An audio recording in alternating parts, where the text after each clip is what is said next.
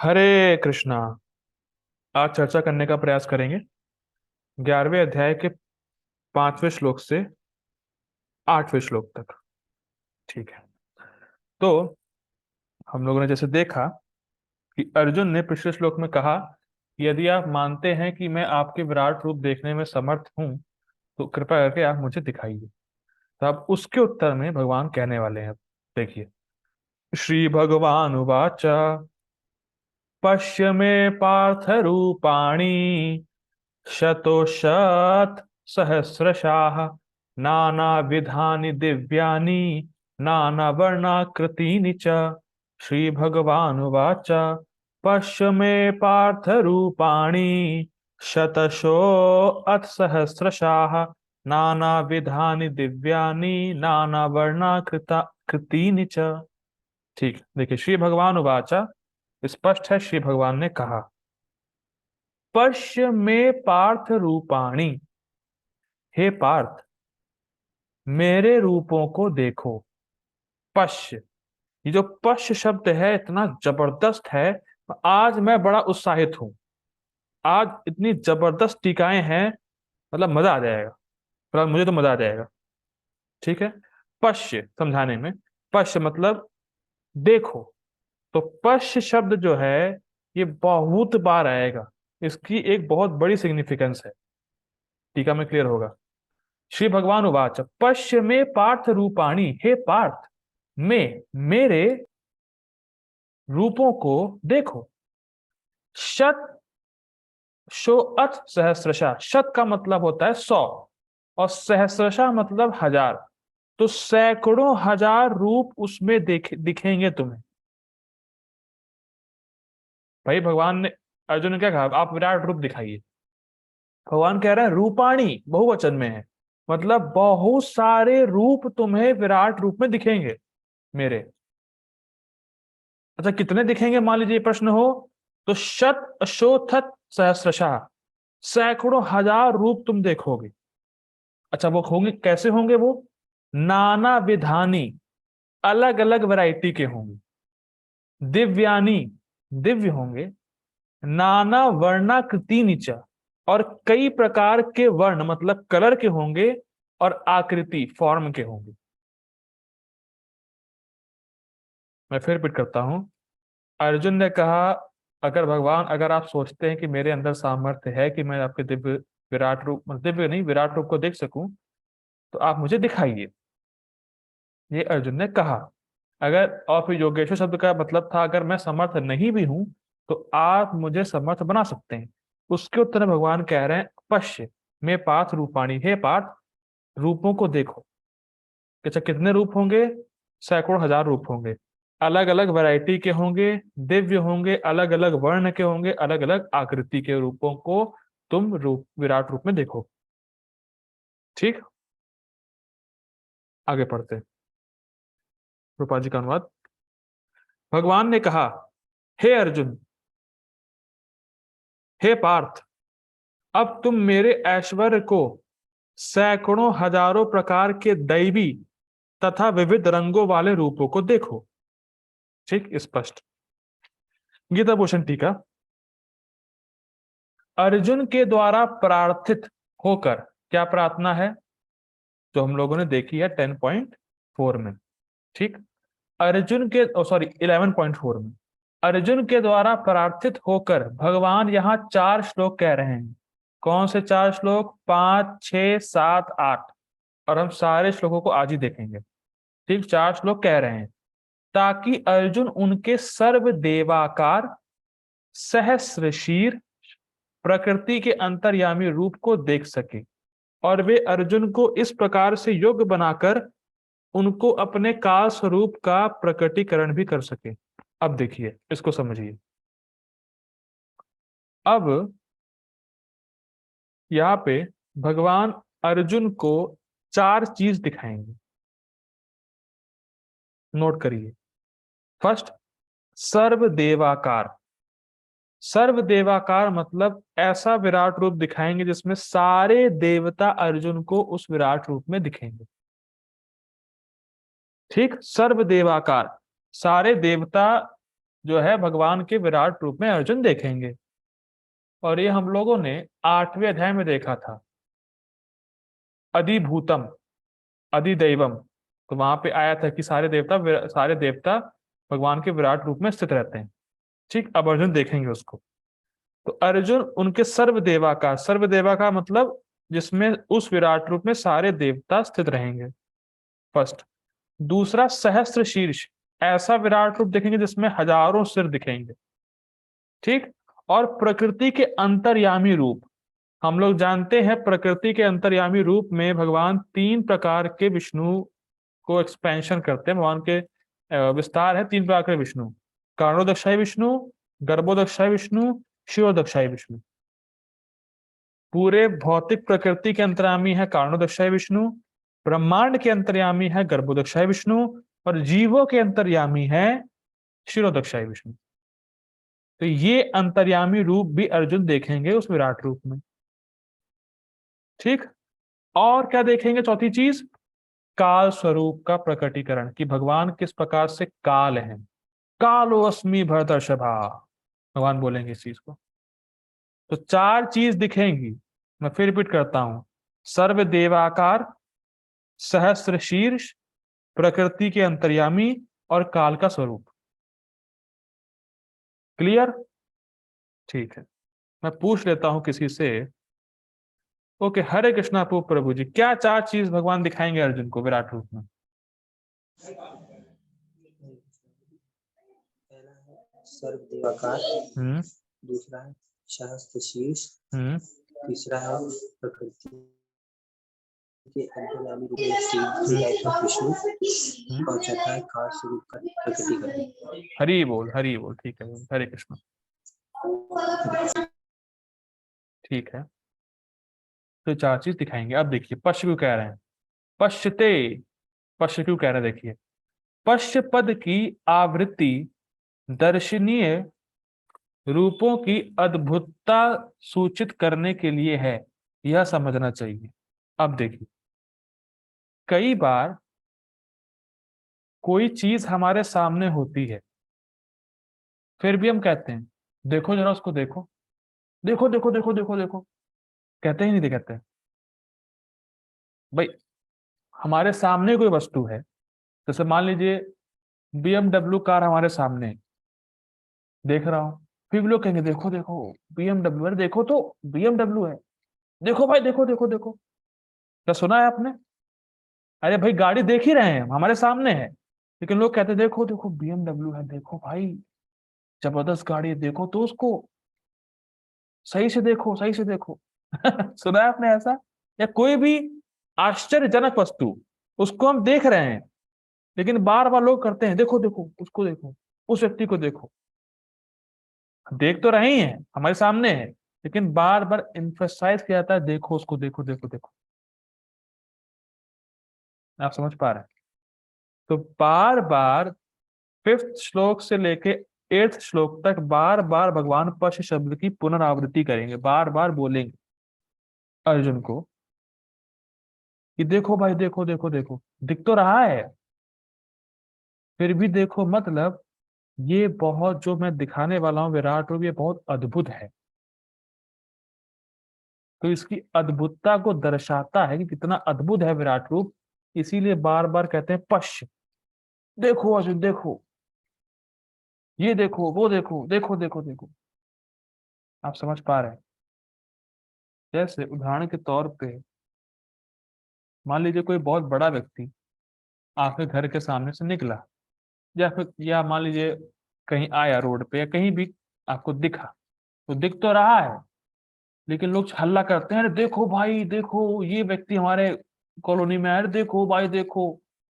लोगों को दिख रहा है, लोग देख रहे हैं, फिर भी चिल्लाते हैं लोग, ध्यान आकृष्ट करने के लिए, या इतना अद्भुत है वो व्यक्ति। इस प्रकार से तो भगवान भी बार बार पश्य कह रहे हैं, क्योंकि अद्भुतता को भगवान दिखाना चाहते हैं। ठीक है, अर्जुन के सामने। तो पश्य बार बार आ रहा है, देख रहे हैं, मैं फिर रिपीट कर रहा हूं।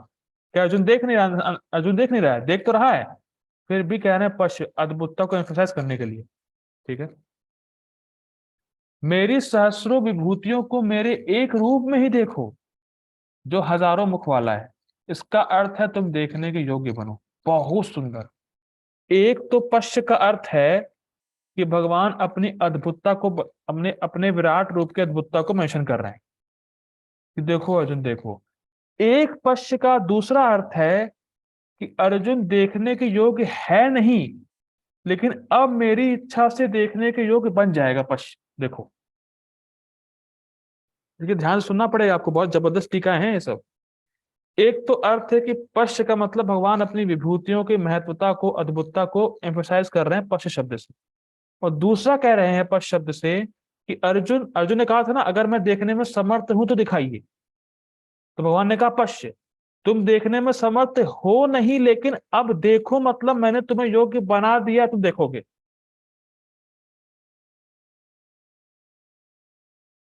ठीक, देखो मतलब अब तुम योग्य हो जाओगे देखने के लिए।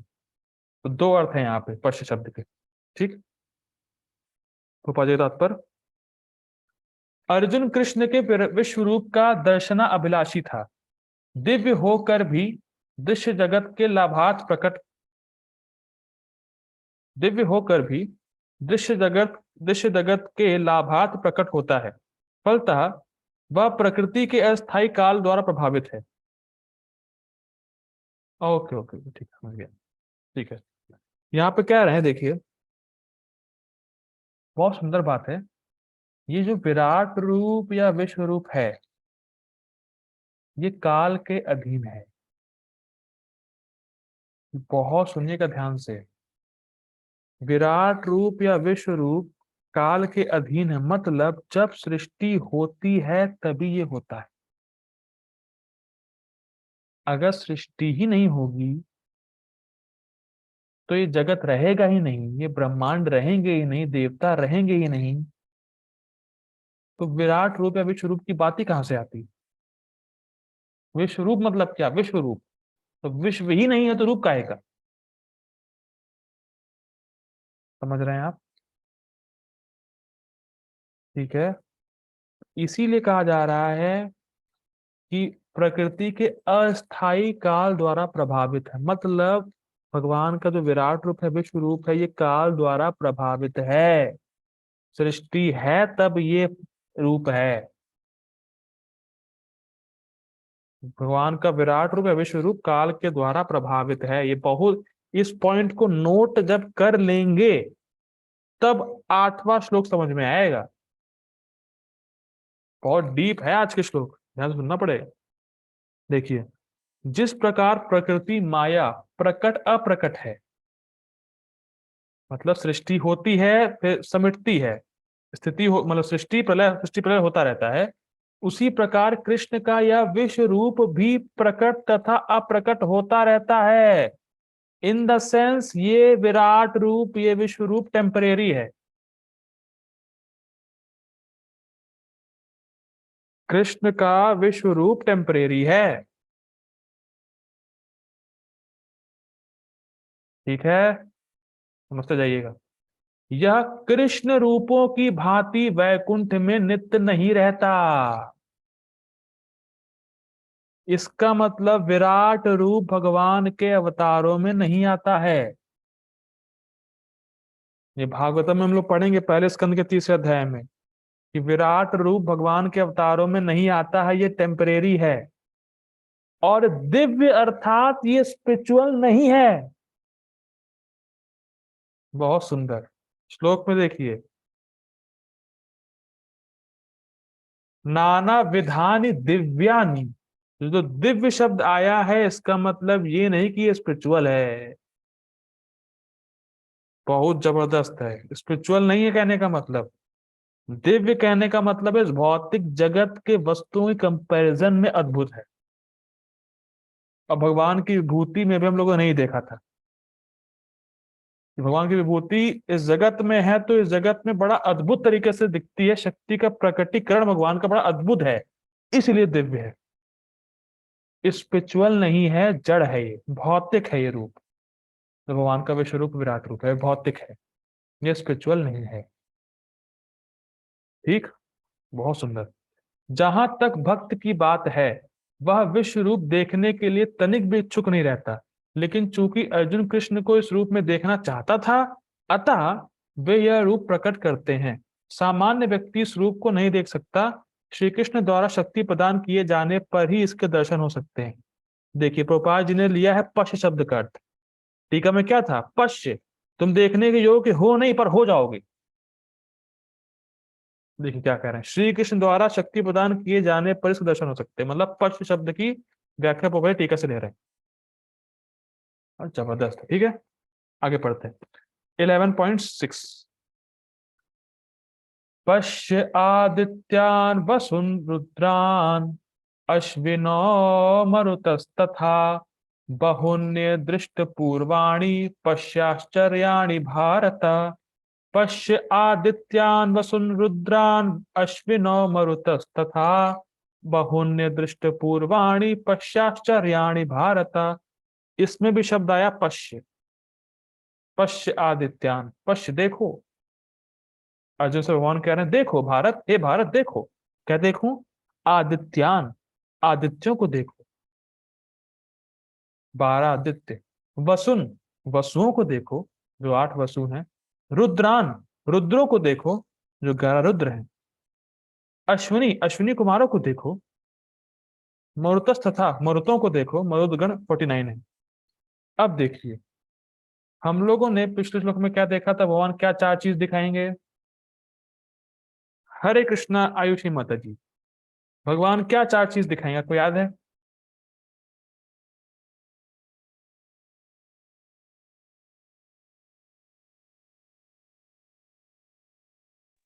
प्रभु जी सहस्त्र से हम्म और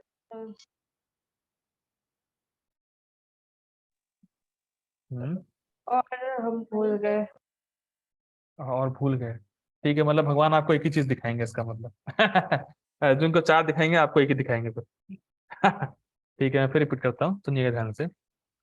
सर्व देवाकार, सहस्र शीर्ष, प्रकृति के अंतर्यामी और काल का स्वरूप। तो इस वर्ष में भगवान सर्व देवाकार को मेंशन कर रहे हैं।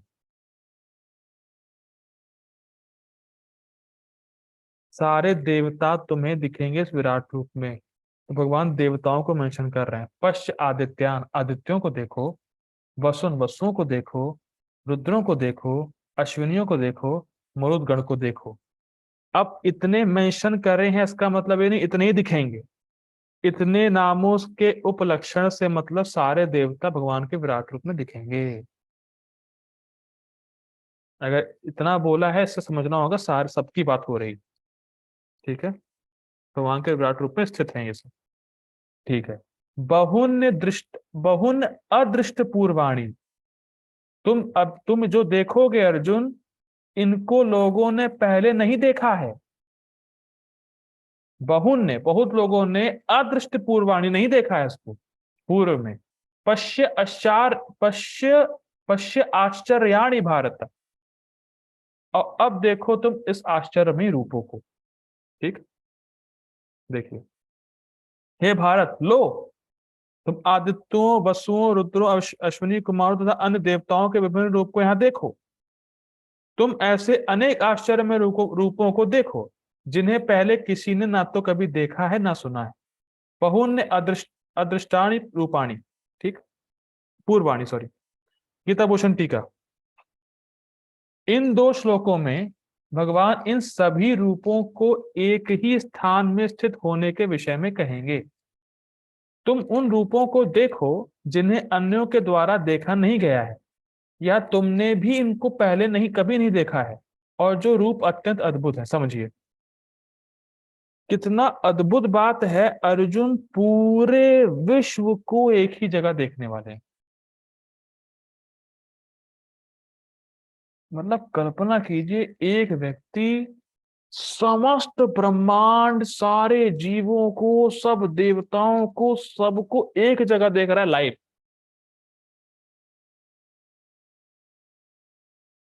कल्पना कर सकते हैं आप इस चीज? एक जगह सब देख रहा है, कैसे सृष्टि हो रही है, कैसे जीव हैं, देवता कैसे हैं, क्या कर रहे हैं, सब टोटल काल क्या चीज है, सब अर्जुन देख रहे हैं एक ही स्थान पर, एक ही रूप में। जैसे इसका उदाहरण समझ सकते हैं हम लोग इस दृश्य जगत में। जैसे अगर बहुत सारे सीसीटीवी कैमरे लगा रखे हैं किसी कंपनी में, या किसी व्यक्ति ने अपने घर पे बहुत सारे सीसीटीवी लगा रखे हैं 3-4 जगह पे, और वो कहीं बाहर गया है, तो अपने मोबाइल पे एक ही स्थान पे अलग अलग जगहों के बारे में देख लेता है। कैच कर पा रहे हैं भाई? अलग अलग जगह, अलग अलग कमरे में कैमरे लगे हुए हैं, तो वो एक ही स्थान पे बैठ के विभिन्न कमरों के अंदर क्या हो रहा है देख सकता है। लेकिन अगर वो उसके कमरे के अंदर प्रेजेंट है तो वो नहीं देख पा रहा है बाहर क्या हो रहा है, इस कमरे के बाहर क्या है। लेकिन अगर कैमरा लगा है तो वो एक ही स्थान पे कहीं बाहर ट्रेवलिंग कर रहा है तो अपने घर के बारे में देख रहा है। जैसे मैं अपने एक जानता हूँ रिश्तेदार को जानता हूँ, एक रिलेटिव है मेरे, झांसी के रहने वाले हैं। तो पहले उन्होंने कुत्ता पाला हुआ था, फिर उस कुत्ते की मृत्यु हो गई, तो बहुत सारे कैमरे लगा रखे हैं उन्होंने। बेसिकली वो लोग ट्रेवलिंग करते हैं, रिलेटिव्स हैं, ट्रेवलिंग करते रहते हैं, वो घर पे टिकते नहीं झांसी में। तो बहुत सारे कैमरे लगा रखे हैं उन्होंने घर पे ही। तो जब यहाँ आए थे तो मुझे दिखा रहे थे, देखो मैंने कैमरा लगाया हुआ है, ऐसा किया हुआ है, मैं आज देख लेता हूँ क्या हो रहा है क्या नहीं हो रहा, रात की चेकिंग कर लेता हूँ, रात में क्या है क्या नहीं है, किस स्थिति में है। तो वो दूर हैं, लेकिन एक ही जगह पे अपने घर का सब कुछ देख रहे हैं, कैमरा लगा हुआ है। उसी प्रकार से अर्जुन एक ही जगह पे सब कुछ देख लेंगे, सब कुछ, उस पूरे ब्रह्मांड के बारे में, जीवों के बारे में, काल क्या है, भविष्य क्या है, वो सब टोटल देख लेंगे। इतना अद्भुत होगा ये भगवान कह रहे हैं यहाँ पे। ठीक है, हम तो कल्पना भी नहीं कर सकते क्या है क्या चीज। तात्पर्य, यद्यपि अर्जुन कृष्ण का अंतरंगा सखा तथा अत्यंत विद्वान था, तो भी वह उनके विषय में सब कुछ नहीं जानता था। बहुत इंटरेस्टिंग है, देखिए ये बात पहले भी आई थी कि भगवान के भक्त भगवान के बारे में सब कुछ जानने का प्रयास नहीं करते। वो केवल इतना जानते हैं कृष्ण मेरे आराध्य हैं, मुझे उनकी प्रेम में सेवा करनी है बस। और जितना भगवान को मुझे ज्ञान देना है अपने बारे में भगवान देंगे। कोई कंपटीशन नहीं, मुझे कृष्ण के बारे में सब कुछ जानना ही है, जानना ही है। गोपाल जी लिखे थे पिछले श्लोकों के परपोर्ट में कि भक्त का ऐसा भाव नहीं होता। वो बस इतना जानता है कृष्ण मेरे आराध्य है, मुझे उनकी सेवा करनी है, और जितनी सेवा करेगा भगवान को जितना अपना ज्ञान प्रकाशित करना है हृदय में, भगवान उस भक्त के हृदय में ज्ञान प्रकाशित कर देते। ठीक है, तो यहाँ पे अर्जुन कह रहे हैं, ठीक है आगे पढ़ते हैं। यहाँ पर यह कहा गया है कि इन समस्त रूपों को ना तो मनुष्यों ने इसके पूर्व देखा है ना सुना है। अब कृष्ण इन आश्चर्यमय रूपों को प्रकट कर रहे हैं। क्यों कर रहे हैं? क्योंकि देखिए अर्जुन देखना चाहते हैं नहीं, उनकी कोई प्रबल, उनकी खुद की इच्छा नहीं है, लेकिन वो ये चाहते भगवान की भगवत्ता इस जगत में स्थापित हो और कोई और ढोंगी कृष्ण ना पैदा हो जाए। ये बात पहले आई थी कि अर्जुन का भाव यह है कि कृष्ण की भगवत्ता जगत में स्थापित हो और आगे कोई ऐसा कोई ढोंगी ना आए जो कहे मैं ही कृष्ण हूं या मैं कृष्ण का अवतार हूं। उसको विराट रूप दिखाने के लिए तैयार होना चाहिए अगर वो इस प्रकार की बातें करेगा। तो अर्जुन ढोंगियों को अलग कर रहे हैं, इसलिए विराट रूप देखना जरूरी है। इसलिए अर्जुन कह रहे हैं कि विराट रूप दिखाइए। ठीक है, ओके। तो